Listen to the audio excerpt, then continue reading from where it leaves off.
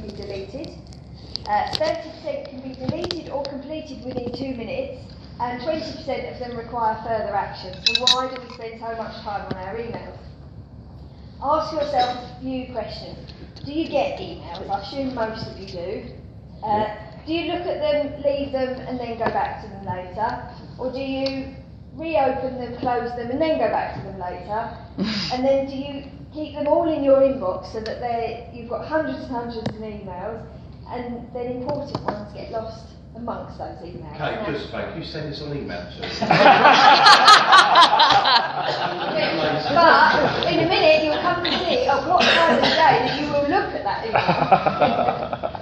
So if, like me, you answered yes to most of those questions, then perhaps you need to think about how you're addressing your emails. So unless and until you become disciplined about when you look at your emails, you're always going to be controlled by your emails rather than controlling them.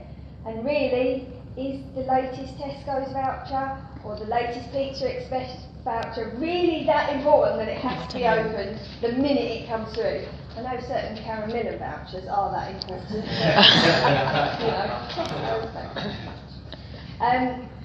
Of course, not all emails are junk, and our clients do contact us by emails, so it is important that we check them. But before we had emails, we had to wait for that thing called the post, and people were conditioned to the fact that when they sent a letter, they had to wait for it to be sent, wait for it to arrive, wait for the person to deal with it and to respond, and wait for the postman to deliver it. Whereas now, people with emails, people expect almost an instantaneous response to their emails. I sent you an email 5 minutes ago, why haven't you replied to me yet? I do have clients like that.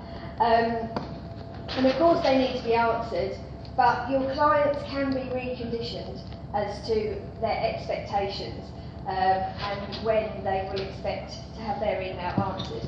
A suggested method is that you pick points throughout the day as to when you're going to check your emails. It can be, you can set those times yourself. But also, if you let your clients know that this is when I check my emails, and then I deal with them accordingly at that time, so you've got a set period of time when you do that. Rather than being, as I call it, a slave to the ping of your inbox. Now, I've actually turned mine off, so that it doesn't make a noise when I get an email, because otherwise I'd be like, oh, that ping, I wonder what that was. And so for how to turn that off, I wrote this education slot probably about 2 to 3 years ago. So at the time I knew how to turn that ping off, but I don't anymore, so ask Fraser.